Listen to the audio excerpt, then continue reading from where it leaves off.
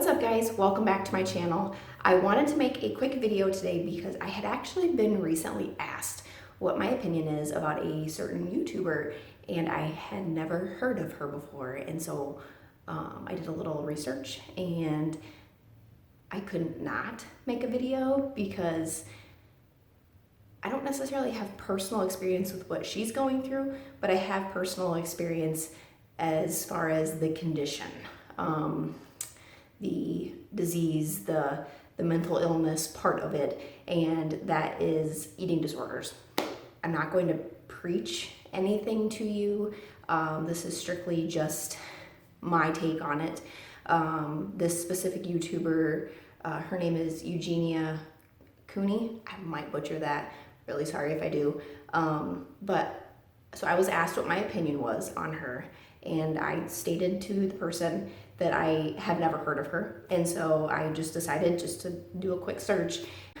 I went back to like her first videos and she was very thin, but still, I wouldn't even call it healthy looking, but she still had a little bit of substance left to her frame. Like, she was still very thin, her knees were very bony, but she just, let's just say that her recent video scared me deeply, like to the point where I actually had to shut it off because it was extremely frightening. And I mean, any good-natured human does not want to watch somebody do that to themselves. I did read some of the comments. I was like hoping to find, you know, maybe something in them where she was saying what was going on with her, or maybe what she's doing to try and fix it, and I just couldn't come across anything.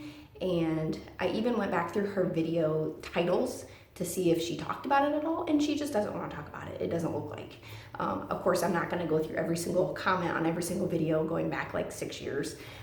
So she may have, and I probably didn't see it. Her condition is very bad, and I am concerned for her.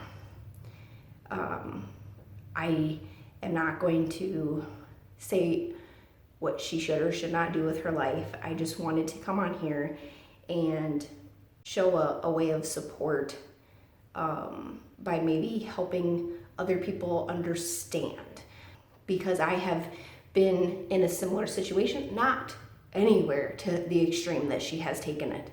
And I am actually, I think, the opposite of her.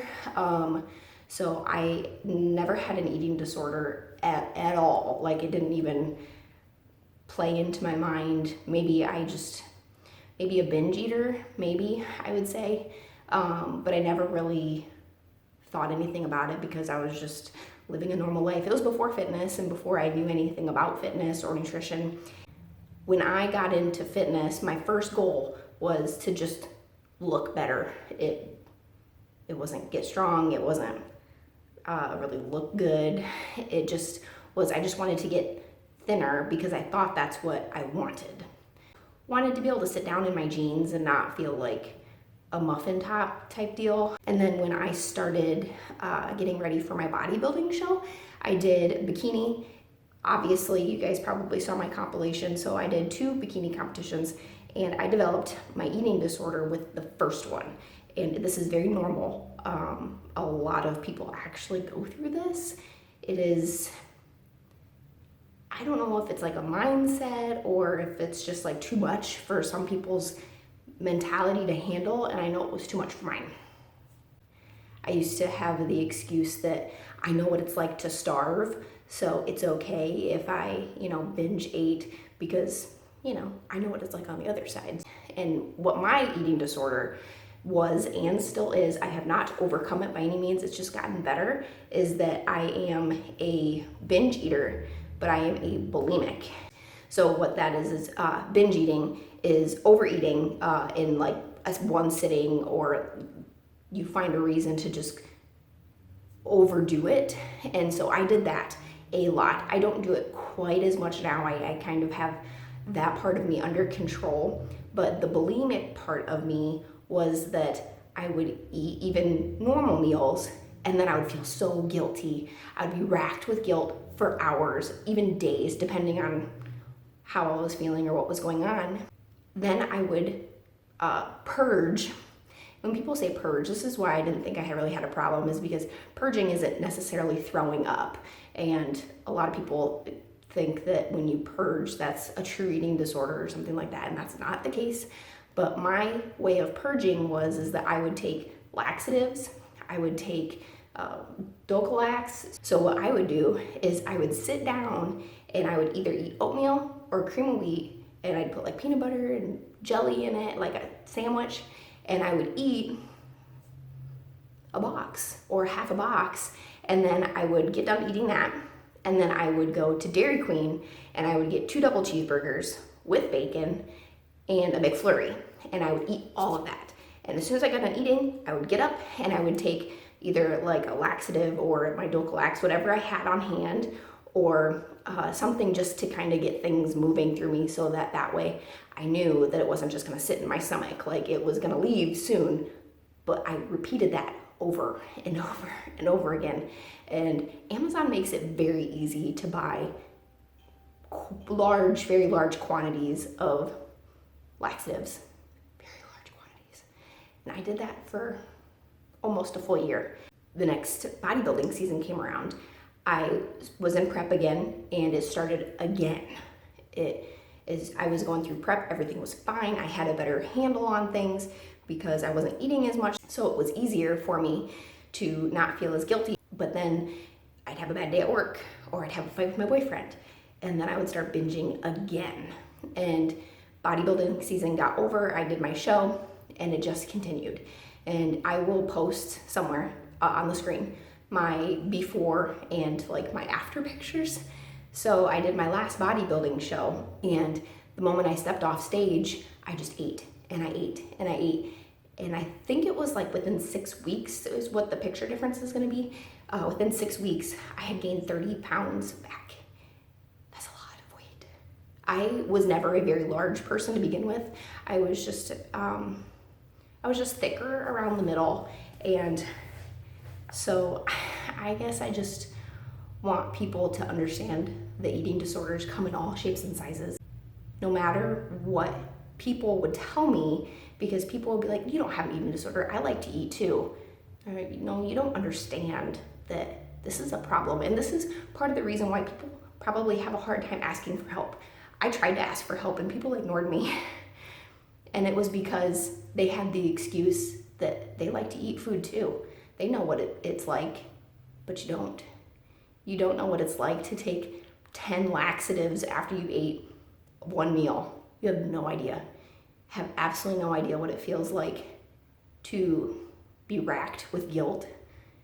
Like imagine the worst thing possible, anything. You maybe accidentally hit a dog while you're driving, or you tripped an old lady, anything. Just think of anything that would make you feel really bad inside. And that's what it felt like for me all the time. Every time I opened my mouth to eat, the kind of guilt that I would feel running over a squirrel driving down the street was the same kind of guilt that I felt every time I put food in my mouth. And I can't bring back the squirrel to life. I can't do that. But what I can do is I can take 10 laxatives and it fixes everything. Obviously, that's not how that works, but in my mind, that's what I thought. So I guess the moral of my story is that the only thing that you can do as maybe somebody who's looking in on a situation like this, like Eugenia, is that you can just be supportive and try not to force things on them. They do need help. I needed help. She needs help. You can do a lot of damage to your body by doing things like eating disorders.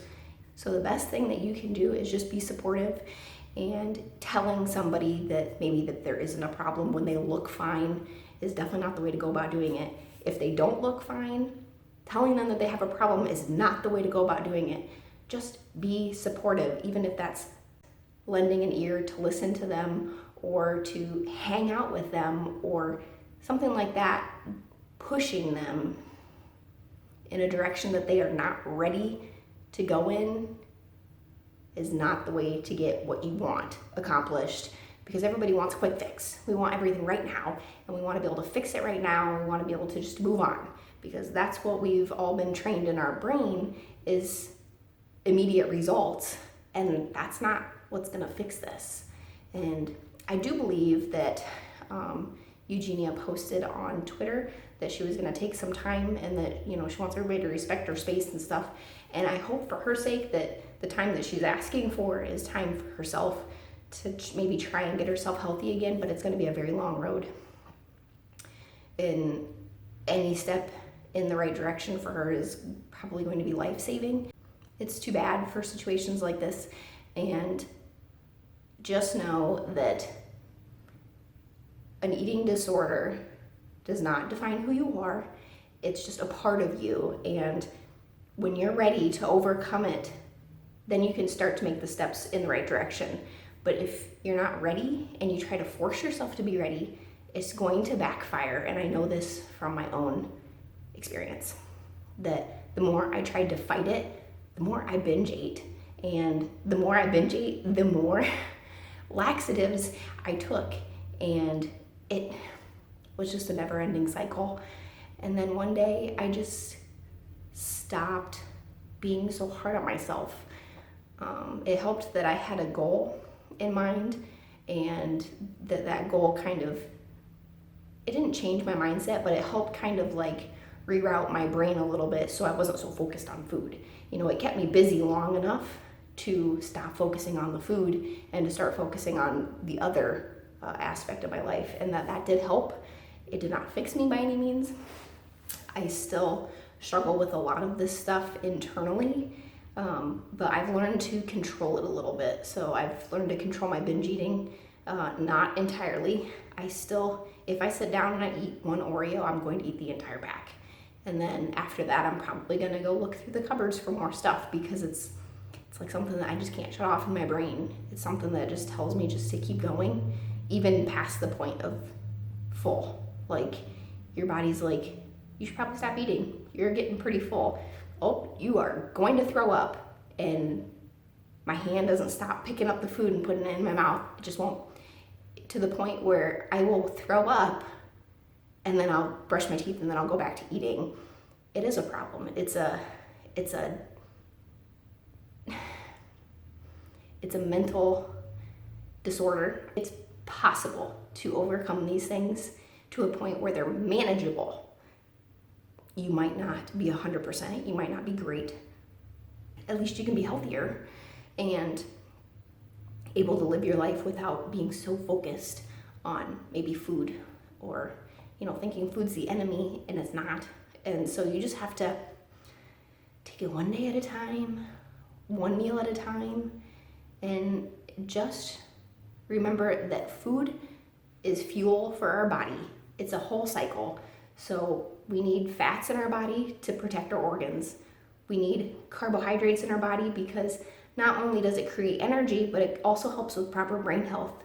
We need protein in our body. It helps recovery, and it also helps muscles to maybe grow, repair. So just remember that food is here to help us. It's not here to hurt us. And so I truly hope that she does get the help that she needs, Eugenia. I really hope she does. But I just want you to remember, if you are also dealing with something like this in the situation, just because you might look normal on the outside doesn't mean you're not hurting on the inside. But there is people that are going through it too, that, you know, might be there for a support system, or maybe just an ear. Maybe you just need to talk to somebody, or if, you know, if they aren't going through it also, maybe they just can be there. You know, sometimes just having somebody there is good too. We all, no matter what disorder, depression, bipolar, anorexia, bulimia, anything, things that change people's lives, it doesn't matter what it is, because we all need support. Just to keep that in mind. Anyways, I'm going to sign off now because I think I've covered what I wanted to say. This ran a lot longer than what I thought it would, but if you need a little support and you just need somebody in your corner, please comment below. I'd love to hear your comments, and I will catch you guys next time.